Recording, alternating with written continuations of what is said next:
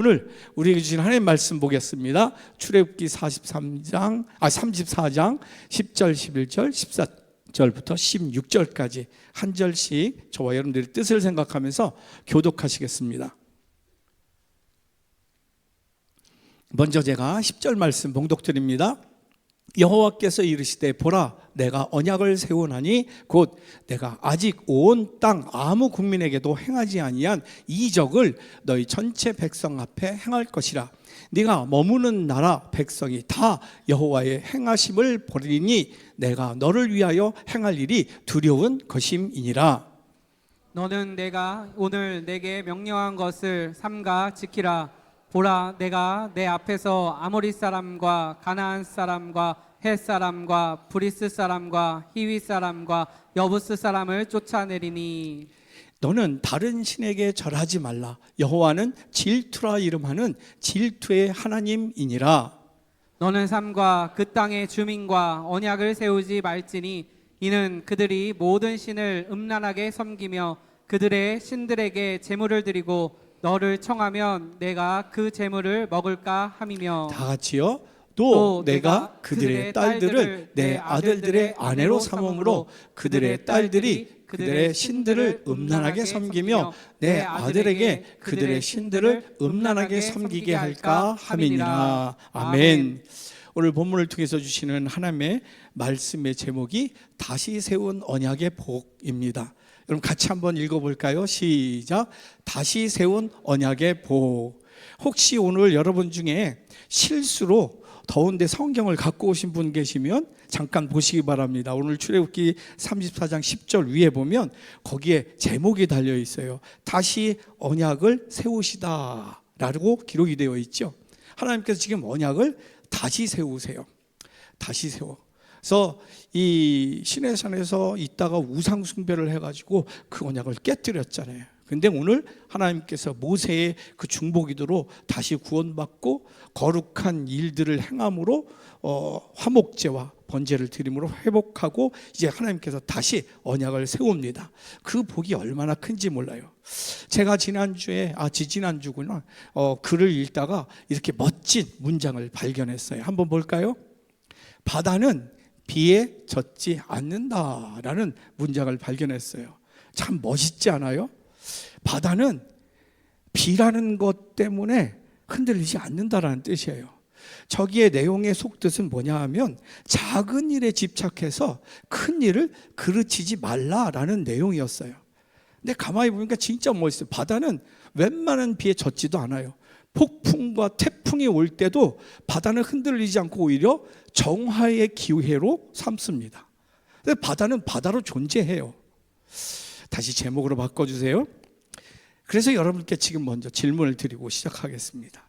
지금 여러분들이 가장 집중하고 있는 일, 가장 중요하다고 생각하는 일, 가장 최우선적으로 지금 생각하고 있는 일은 무엇이 있습니까? 그 집중하는 일, 가장 중요하다고 생각하는 일, 최우선적으로 생각해서 행하는 그 일이 지금 여러분들의 삶을 행복하게 하고 있습니까? 한번 생각해 보시기 바랍니다. 그런데 여러분, 하나님보다 더 옳은 분 계세요? 하나님보다 더 정의로운 분 계십니까? 하나님보다 진리이신 분 계세요? 하나님보다 더 궁휼하신 분 계십니까? 하나님보다 더 사랑이 많으신 분 계세요? 여러분, 지금 우리에게 있어서 가장 중요하고 최우선적이어야 하고 가장 여러분 집중해야 될 일은 바로 하나님의 일인 줄로 믿습니다. 이게 얼마나 중요한지 몰라요. 그러할 때 우리들의 삶은 저 비에 젖지 않는 바다처럼 흔들리지 않을 줄로 믿습니다. 가랑비와 소낙비가 와도 흔들리지 않아요. 태풍이 와도 흔들리지 않아요. 그 비결은 가장 중요한 하나님, 진리이신 하나님, 생명의 주관자신 하나님과 함께하기 때문인 줄로 믿습니다. 하나님이 이러한 보호하심과 이끄심과 세우시는 그 축복을 주시고자 오늘 하나님은 언약을 다시 세우시겠다 말씀을 하고 계십니다. 여러분, 하나님이 이스라엘 자손들과, 다시 말해서 지금 이스라엘 자손들은 어떤 상태인지 여러분 다시 리마인드 시켜드릴게요. 애굽에서 430년간 종노릇했어요. 그래서 태어나면서 종, 노예, 그래서 나이도 모르고 이름도 똥개, 끝순이, 마당쇠 이런 정도였어요. 자기가 나이가 몇 살인지도, 그리고 자기가 인생에서 무슨 목표를 해서 살 이러한 비전도 없었던, 고통만 당했던, 그래서 하나님이 구원하셔서 지금 시내산 밑에 있는 오합지졸의 이스라엘 백성들. 근데 하나님께서 그 오합지졸, 지식도 없고 능력도 없고 조직력도 없고 비전도 없는, 미래가 없는 그 이스라엘 백성들과 하나님은 지금 언약을 세우시겠다 말씀을 하시는 거예요. 다시 말해서 하나님이 지금 이러한 이스라엘 자손과 언약을 맺으시겠다라는 것은 하나님이 스스로 이 언약에 매이시겠다라는 뜻입니다.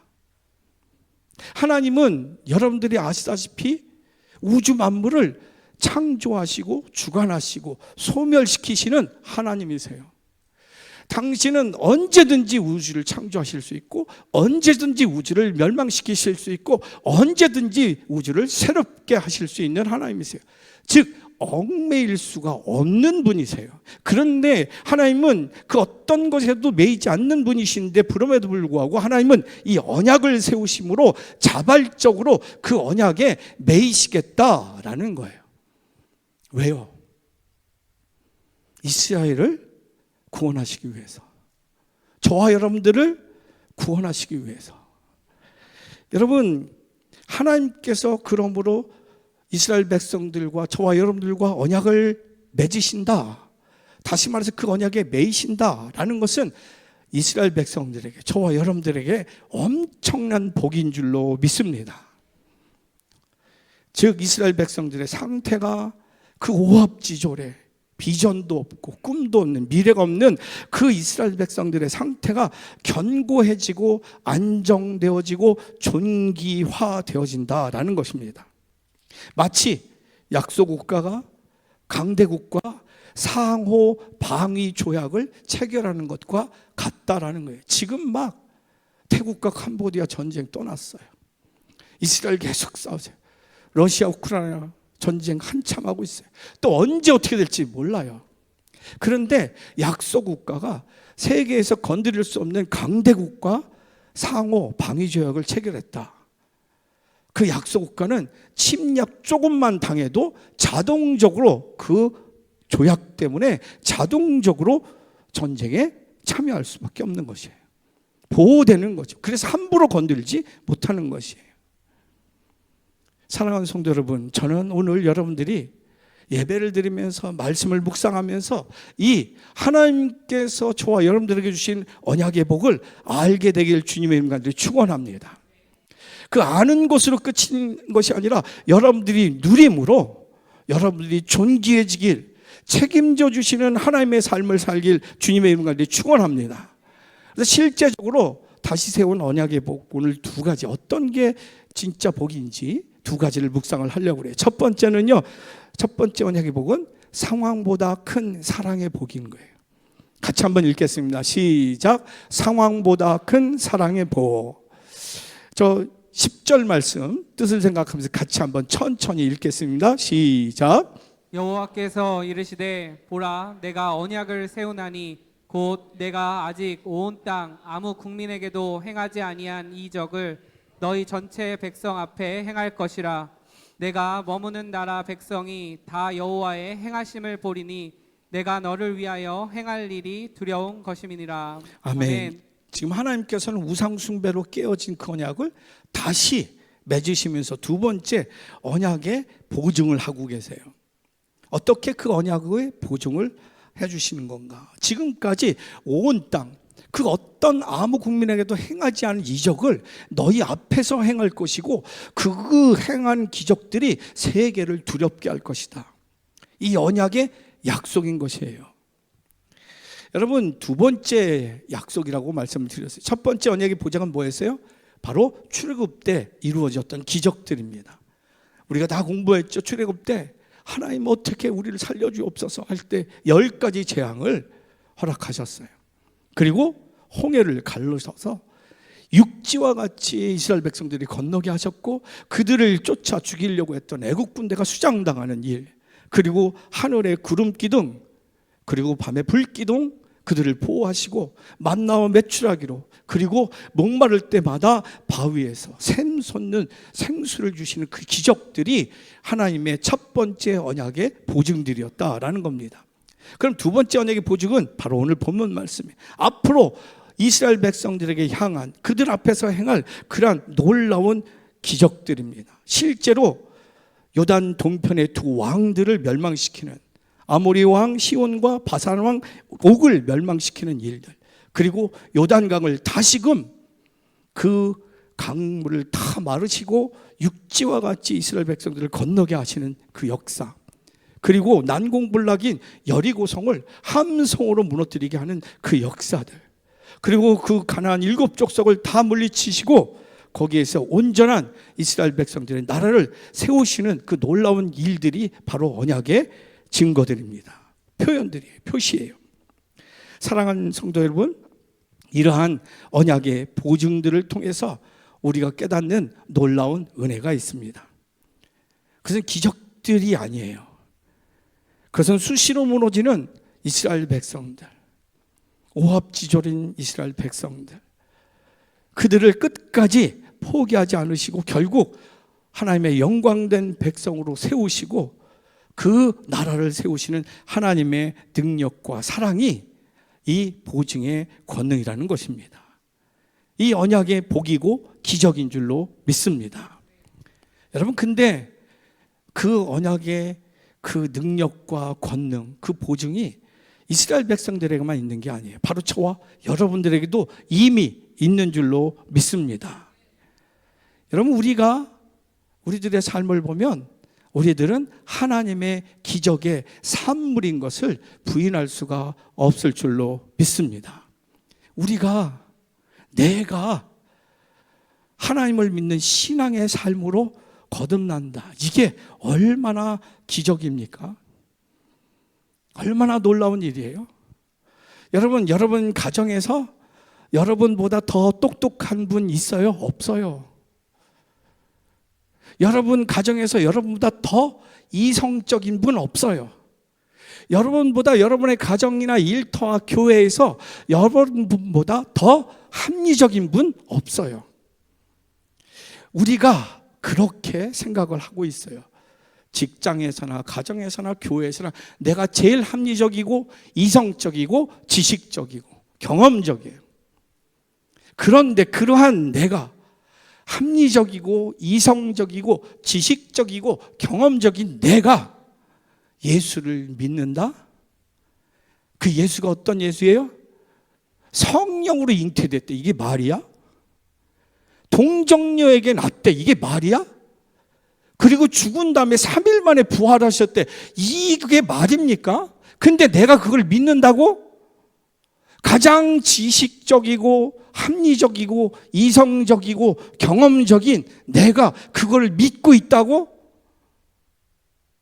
여러분, 그게 얼마나 놀라운 기적인지 몰라요. 여러분들이 그것을 믿기에 지금 그 죽음도 이기시는 그 예수 그리스도를 통해서 주시는 하나님의 놀라운 생명의 구원을 얻기 위해서 이 자리에 있는 줄로 믿습니다.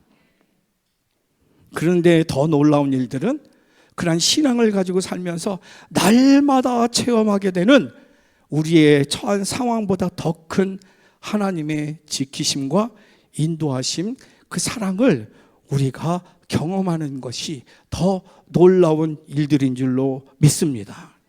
우리는 수없이 넘어지고 실패할 수밖에 없었음에도 불구하고 하나님은 그 우리의 절망적인 상황보다 더 큰 사랑으로 지키시고 인도하심으로 우리가 지금 여기에 소망으로 있는 줄로 믿습니다. 이게 하나님께서 우리와 맺은 언약의 증거인 줄로 믿습니다. 하나님은 지금도 우리에게 언약의 확증을 우리에게 경험시키시고 또 확실하게 깨닫게 하고 계십니다. 우리는 그러한 능력으로 살아가는 축복이 있어요. 이게 얼마나 놀라운 축복인지 몰라요. 우리의 삶은 그 하나님이 우리를 사랑하사 상황보다 더 큰 사랑으로 사랑하시는 삶인 것을 우리는 매 순간 깨달을 수밖에 없습니다. 어느 목사님의 글이에요. 이분은 예전에 대우 건물 있죠? 대우 건물 서울역 바로 앞에 그 뒤에 한동안 거기에는 판자촌이 있었어요. 지금은 다 헐렸지만 거기에 판자촌이 있고 그리고 또 거기에 창녀촌도 있고 막 그랬어요. 그런데 거기에서 목회하는 어떤 목사님의 글이에요. 근데 거기서 목회하는 목사님의 아들 둘이 있는데 막내 이야기예요. 저희 막내는 남산 쪽방 마을에서 오랫동안 봉사를 했습니다. 도배도 해주고 아이들 공부도 봐주고 함께 놀기도 했습니다. 그곳 아이들은 부모가 없어 조부모랑 살거나 부모가 있어도 보살핌을 제대로 받지 못해 좀 거친 구석이 있었습니다. 한 번은 막내의 SNS 홈페이지를 보게 되었습니다. 거기에 그곳 아이들 사진 중에 쭉 올라와 있는 중에 한 녀석 4, 5살밖에 되지 않는 어린 소년 아이가 있었는데 그 아이의 눈빛이 예사롭지 않았습니다. 사납고 날카로워 보였습니다. 그 사진 밑에 아들이 이렇게 써놓았습니다. 이놈 눈에는 가시가 있다. 그러므로 너는 사랑 곱빼기.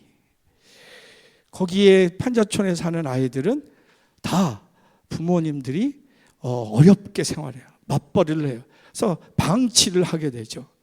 근데 이 목사님 아들이 가서 공부도 가르쳐주고 같이 놀아주기도 하고 이렇게 비 오는 날에는 온통 판자촌 안에 다 곰팡이가 슬어요. 그래서 벽지가 너덜너덜해요. 비가 새가지고 그걸 다 세워주고 다시 하고 이런데 그중에 부모가 버려서 할머니랑 같이 사는 아이가 4, 5살짜리 사내 아이가 있는 거예요. 그러니까 어른들한테 상처를 너무 많이 받아가지고 애가 얼굴이 눈이 너무나도 사나운 거예요. 4, 5살밖에 안 되는 아이가. 근데 이 목사님 막내 아들이 이놈 눈에는 가시가 있다. 그러므로 너는 사랑 곱빼기. 그러면서 목사님이 이렇게 썼어요. 제 아들이 쓴 글이지만 이 글에 감동을 받았습니다. 눈에 가시가 있는 아이, 공격적이고 거친 그 아이를 보면서 나 같으면 에라 이놈아 네가 그러면 너만 손해지 하면서 다른 아이들을 더 예뻐했을 것 같습니다. 그런데 아들은 그렇기 때문에 사랑 곱빼기라는 것입니다. 저는 저에게도 이 마음을 주시도록 하나님께 기도합니다. 사랑하는 성도 여러분, 하나님의 사랑이 바로 이런 것인 줄로 믿습니다. 그 어떤 우리의 상황보다도 그 아픔보다도 심지어 죽음보다도 더 큰 것이 하나님의 사랑인 줄로 믿습니다. 이 사랑 때문에 지금 저와 여러분들이 여기에 소망으로 기쁨으로 있는 줄로 믿습니다. 하나님의 기적은 한 번으로 한순간으로 우리를 구원한 것으로 끝나지 않으세요. 하나님의 능력은 우리의 현실적 문제를 뛰어넘는 그 이상의 권능입니다. 하나님의 은혜와 사랑은 우리의 삶과 문제를 넘어서는 능력인 줄로 믿습니다.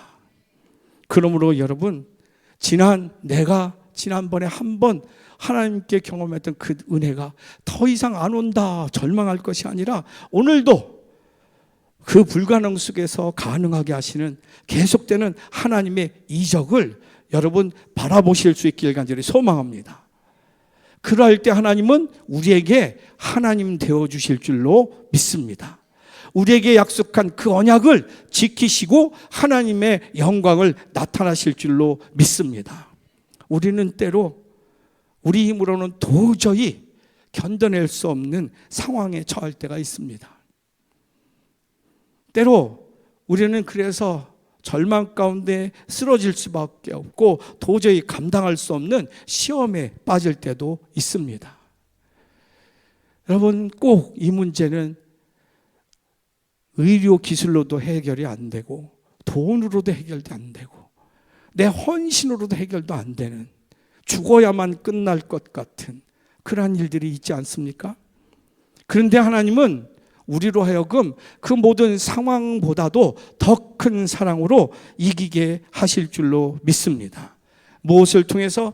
언약을 통해서, 말씀을 통해서 함께 가시는 하나님을 보게 하시고 말씀대로 이루시고 역사하시는 하나님의 사랑과 권능의 손길을 통해서 그 상황을 넉넉히 이기게 하시는 줄로 믿습니다. 이것을 선포하는 것이, 이것을 약속하는 것이 오늘 본문 말씀입니다.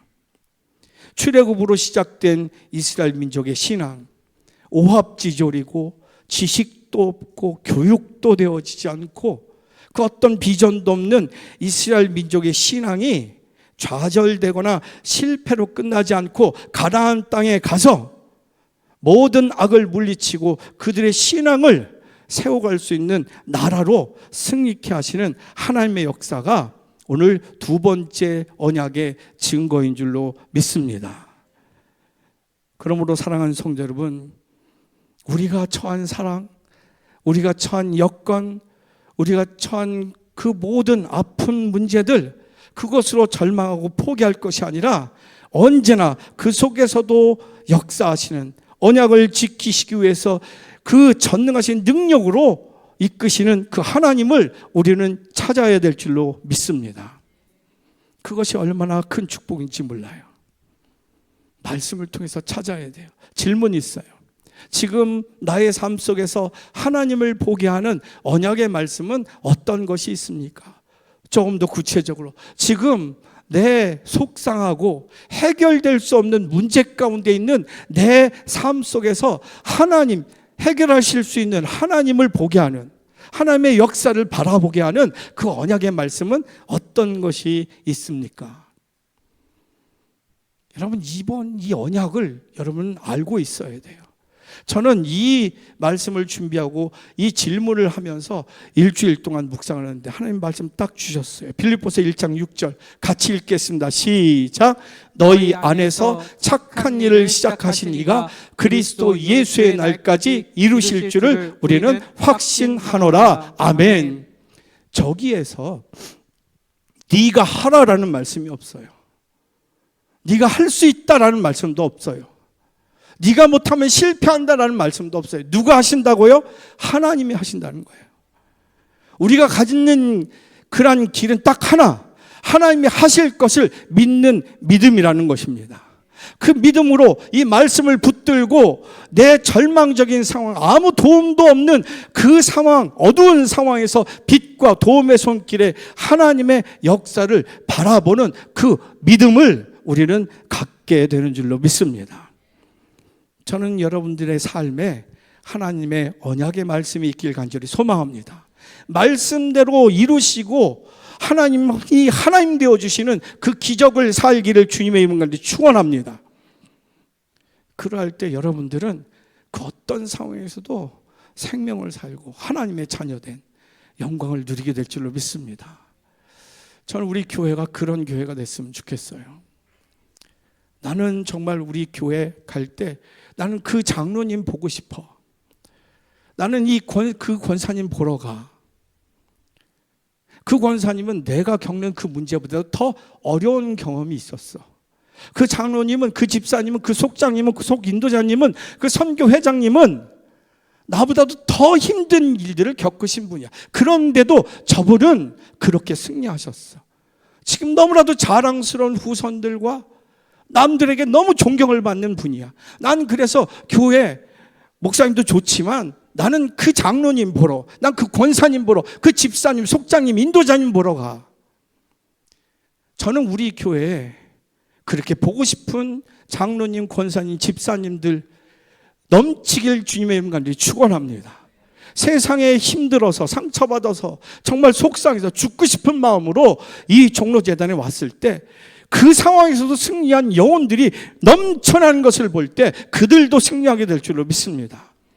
그럴 때 우리 종로교회는 하나님이 기뻐 거하시고 기뻐 역사하시고 기뻐 영광 받으실 줄로 믿습니다. 자, 두 번째 언약의 복은 하나님을 아는 지식의 복이에요. 한번 읽어볼까요? 시작. 하나님을 아는 지식의 복. 여러분, 지식의 복 중에서 가장 축복된 복이 하나님을 아는 지식이에요. 오늘 보면 15절 말씀 한번 같이 읽습니다. 시작. 너는 삼가 그 땅의 주민과 언약을 세우지 말지니 이는 그들이 모든 신을 음란하게 섬기며 그들의 신들에게 제물을 드리고 너를 청하면 내가 그 제물을 먹을까 함이며. 아멘. 하나님은 그 이스라엘 자손들에게 언약을 맺으면서 딱 한 가지 조건을 거세요. 그것은 뭐예요? 가나안 땅의 거민들과 언약을 맺지 말라, 체결하지 말라라는 거예요. 당시 여러분 부족들은 서로를 돕고 지키기 위해서 평화협정을 맺었어요. 근데 그 평화협정에서 가장 중요한 것은 사회학으로 보면 서로의 종교를 인정합니다. 그래서 서로의 신상을 교환하고 서로의 종교 행위를 같이 하는 것을 평화협정으로 여겼어요. 그러나 하나님께서는 그거를 하지 말라고 그래요. 너희들이 가나안 땅에 가서 7족속이 외면당하고 고립되고 핍박받더라도 절대 다른 족속과 우상을 교환하는 일은 하지 말라라고 명령을 하시는 거예요. 왜요? 그 이유는 그때 당시, 지금도 그렇습니다. 가나안 종교는 사람의 영혼을 썩게 만들어요. 죽게 만듭니다. 가나안의 종교 풍습은 엄청난 대단한 음란한 것이에요. 이스라엘의 가장 텔아비브가 거기가 가장 동성애가 활발한 도시예요. 세계적으로. 출애굽기 34장 16절. 또 내가 그들의 딸들을 내 아들들의 아내로 삼음으로 그들의 딸들이 그들의 신들을 음란하게 섬기며 내 아들에게 그들의 신들을 음란하게 섬기게 할까 하면이라. 여러분, 그때 가나안 족속의 그 종교는 엄청난 음란했어요. 그래서 금송아지를 놓고 광란의 예배를 드렸을 때 워 네이키드라고 그랬어요. 워 네이키드. 그래서 그 환각 상태에 완전히 빨개 벗고 그리고 그게 예배라는 거예요. 그리고 선교를 했어요. 집단 선교. 그게 얼마나 타락된 건지 몰라요. 근데 가나안 족속의 종교가 바로 그랬어요. 더군다나 더 기가 막힌 일은 가나안 족속의 종교는 아이들을 제물로 바쳤어요. 여러분, 얼마 전에 하마스가 이스라엘 침략을 했잖아요. 그리고 아이들을 데리고 가서 죽였어요. 그게 뭔지 아세요? 제사였어요. 그들의 제사. 하나님이 진노하시는 거야. 그래서 하나님은 이렇게까지 말씀이 14절 보면 너는 같이 읽겠습니다. 시작. 너는 다른 신에게 절하지 말라. 여호와는 질투라 이름하는 질투의 하나님이니라. 하나님이 오직했으면 질투하신다라고 말씀을 하세요. 여러분, 하나님이 질투하신다. 질투라는 단어 한번 볼까요? 질투하시는 하나님은 히브리어로 엘카나. 엘은 하나님인 거 아시죠? 카나가 질투예요. 근데 질투라는 뜻이, 카나라는 뜻이 시기하다라는 뜻이 아니라 열정을 갖고 있다, 정열을 갖고 있다라는 뜻이에요. 즉, 나는 질투하는 하나님이라 라고 말씀하신 이유는 나는 너 이스라엘 백성들에 대해서 열정을 갖는 하나님이다 라는 표현인 것이에요. 다시 제목으로 바꿔주세요. 그러므로 하나님은 질투하시는, 째째하시는 하나님이야, 이렇게 생각하면 안 되는 거예요. 사실 여러분, 하나님은 우리를 향해서, 이스라엘 민족들을 향해서 질투하실 이유가 없는 하나님이세요. 아니, 인간의 자체 또 질투할 이유가 없으신데 그 중에서도 지금 이스라엘의 상황을 보세요. 지식도 없고 교육받은 적도 없고 미래도 없고 자기 나이도 모르고 이름도 모르는, 그냥 하루 먹는 게 즐거운 그러한 이스라엘 백성들을 질투한다? 하나님은 그들에게, 아니 심지어 이집트 그 최고의 지식과 경제 능력과 학식과 모든 것을 갖고 문화를 갖고 있는 이집트 인간들을 질투하실 수도 없는 하나님이신데 지금 이스라엘 백성들에게는 질투하신다라는 거예요. 우리는 이 하나님이 우리에게 질투하시는 하나님이라고 말씀하실 때 우리는 그분의 질투가 얼마나 그분의 큰 겸손인지를 우리는 알아야 하는 것입니다. 창조주 하나님께서 피조물, 그것도 피조물 중에서 그레이드가 제일 낮은 이스라엘 백성들을 질투하신다? 이건 있을 수가 없는 일입니다. 더군다나 그 이스라엘 백성들의 마음으로 그들의 사랑 방법으로 내가 사랑한다라는 그러한 말씀인 거예요. 이게 얼마나 하나님의 낮고 낮아지심의 겸손인지 몰라요. 그래서 하나님의 이러한 이스라엘 백성들을 향한 질투, 저와 여러분들에게 향한 질투는 우리에게 부담이 아니라 엄청난 하나님으로부터의 축복인 줄로 믿습니다. 그래서 우리의 신앙은, 올바른 신앙은 이 하나님의 질투에 올바른 반응일 때 비로소 우리의 신앙은 올바른 신앙이 될 수가 있는 것이에요. 나와 같은 사람을 똑같은 눈높이로 내가 너를 사랑하고 내가 너를 질투하고 열정을 갖고 있다, 정열을 갖고 있다, 비전을 갖고 있다라고 해주시는 그 겸손함이 우리는 거기에 올바른 반응으로 동행할 때 우리의 신앙이 올바른 신앙인 줄로 믿습니다. 이것을 가장 정확하게 한 사람이 바로 다니엘과 사드락과 메삭과 아벳느고예요. 그들은 바벨론 포로로 끌려갔어요. 나라가 다 망했어요. 여러분, 나라가 망하면, 포로로 끌려가면 뭐예요? 노동을 해요. 노예를 합니다. 언제든지 죽일 수 있어요. 군대로 내보내서 언제든지 총알바지로 쓸 수 있어요. 근데 거기 가서 왕궁에 들어갔어요. 왕궁에 들어가서, 왜 왕궁에 들어갔냐? 바벨론 왕이 이스라엘 유대인들의 지혜를 사가지고 그들의 지혜를 교육해서 바벨론을 올바로 가르치려고, 통치하려고 그랬어요. 그러니까 이 다니엘과 사드락과 메삭과 아벳느고는 엄청난 행운이었던 거예요. 나라는 망했어도 자기는 그때 최대의 강국의 왕궁에서 왕자로 먹고 입고 마시고 왕자의 교육을 받고 있었던 것이죠. 그런데 그들이 그것을 거부했다라는 거예요. 잘하면 자기 유대의 나라보다도 훨씬 몇십 배 큰 세계를 통솔할 수 있는 지도자가 될 수 있는데 그거를 거부했어요. 그 왕의 진미로 자기 자신을, 영과 육을 더럽히는 것을 거부했어요. 결론은 그들을 거부한 것으로 풀무불에 던지고 사자굴에 던져졌어요. 왜요? 그들은 알고 있었어요. 생명보다 중요한 게 하나님이신 것을. 그와 그 친구들은 여호와 하나님이 어떠신 분이신지를 잘 알고 있었던 것이에요. 자기의 권력, 편안함, 세상의 부귀영화보다도 더 귀한 분이 하나님인 것을 알고 있었어요. 그래서 하나님을 아는 지식이 있었어요. 그분만이 거룩하고 그분만이 전능하시고 그분만이 영원한 능력자이심을 알았어요.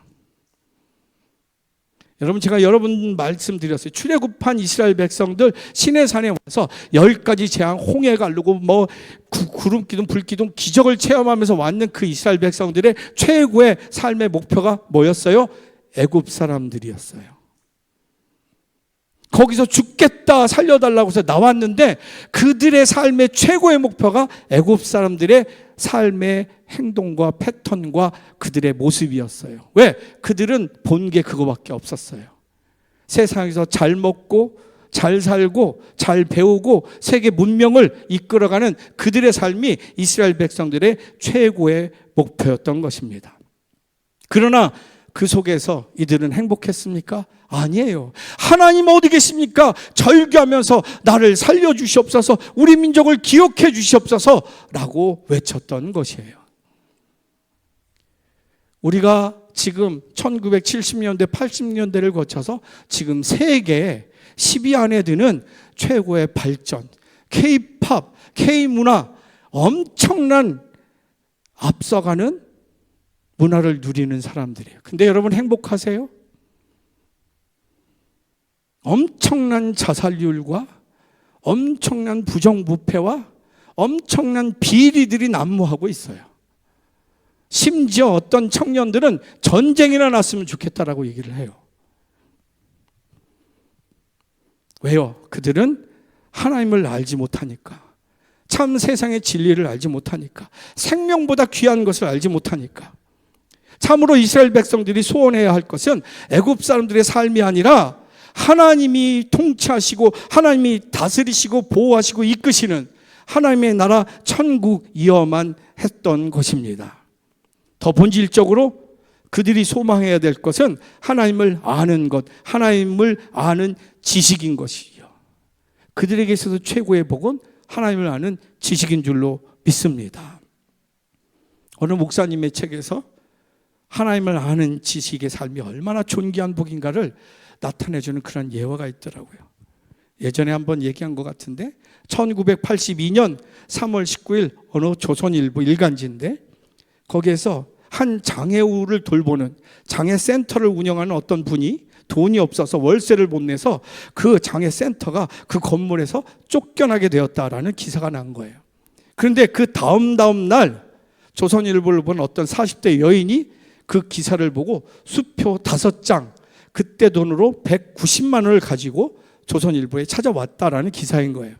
그때 190만 원이면 제가 83학번인데 감리교 신학대학 한 학기 학비가 45만 원이었어요. 그러니까 190만 원이면 거의 2년치 학비였던 것이죠. 근데 그 190만 원을 가지고 왔대요. 그분은 자신의 이름을 묻는 기자에게 이름은 밝히지 않고 쪽지 하나를 남겨놓고 갔어요. 그 쪽지가 신문에 이렇게 기록되어 있어요. 나에게는 중학교에 다니는 아들과 고등학교에 다니는 아들이 있는데 둘 다 전교에서 1등과 2등을 다투는 수재들입니다.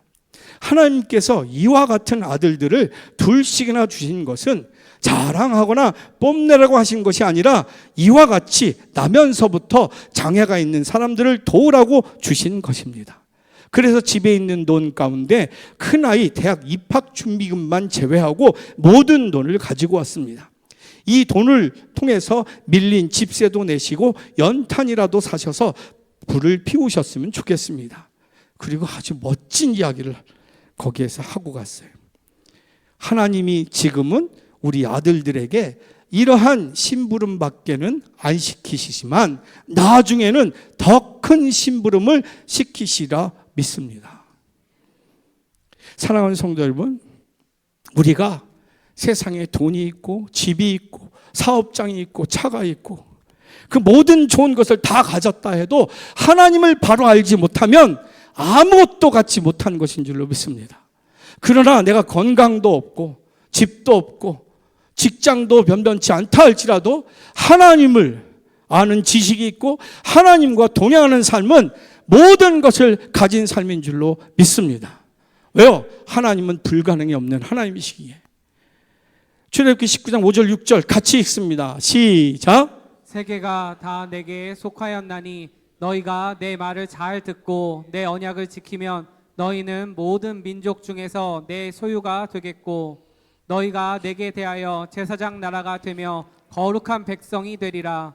너는 이 말을 이스라엘 자손에게 전할지니라. 아멘. 질문 드리고 마칠게요.